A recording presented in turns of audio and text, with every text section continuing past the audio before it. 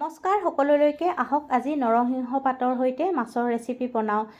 তাৰ কাৰণে নিমখ হালধি সানি ল'ব মাছকেইপিছত আৰু নৰসিংহ পাতখিনি মিক্সিত অলপ পানী দি পেষ্ট বনাই ল'ব। আনফালে আদা নহৰু জলকীয়া আৰু জালুক কেইটামান খুন্দি ল'ব। কেৰাহী গৰম কৰি ল'ব আৰু তাত সৰিয়হৰ তেল দি নিমখ হালধি সানি ৰখা মাছকেইপিচ ভাজি উঠাই ৰাখিব।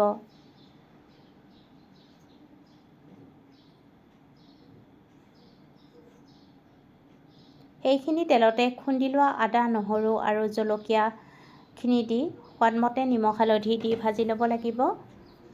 আৰু এতিয়া বনাই লোৱা নৰসিংহ পাতৰ ৰসখিনি দি দিব আৰু একেলগতে মাছকেইপিচ দি ভালকৈ উতলাই ল'ব। ভালকৈ উতলি জলখন হ'লে গেছৰ জুই নুমুৱাই থ'ব আৰু নমাই গৰমে গৰমে পৰিৱেশন কৰিব। ৰেচিপিটো ভাল লাগিলে ভিডিঅ'টোত লাইক কৰিব। পুনৰ উপস্থিত হ'ম এটি নতুন ৰেচিপি ভিডিঅ'ৰ সৈতে। আজিলৈ আহিলোঁ। ভিডিঅ'টো শেষলৈকে চোৱাৰ বাবে বহুত বহুত ধন্যবাদ জনালোঁ।